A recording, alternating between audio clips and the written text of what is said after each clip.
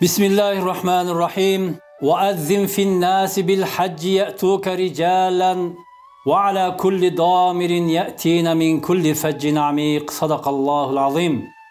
Жараткан Аллах Ибрахим пайгамбарына мындайча буйрук берет. Адамдарды ажылыкка чакыр. Алар сага жөө жана арык төөн үстүндө абдан алыс жолдордон келишет. Хадж сүрөсү 27-аят. Ажылык өмүрдө бир жолу мүмкүнчүлүгү бар адам үчүн сөзсүз аткаруусу керек болгон милдеттүү парз.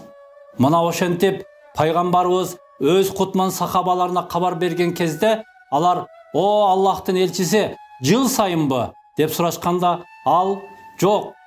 Эгер ооба" деп жооп бергенимде силерге парз болуп, машакаттуу болуп калмак.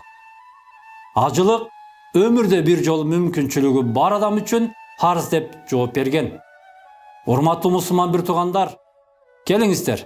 Бул жылы Кудай Таалам баарыбызды чакырсын деп жараткандан жалбаралы. Ажылыкка барууга даярдык кылып, ниет кылалы. Балким кимибиз үчүн бул жыл акыркы бир мүмкүнчүлүк болуп калбасын. Жараткан баарыбызга парз кылган буйругун толугу менен аткарып, түбөлүк дүйнөгө сапар тартууга ар бирибизге даярдыгыбыз менен барышты насип кылган болсун. Ассаламу алейкум ва рахматуллахи ва баракатуху.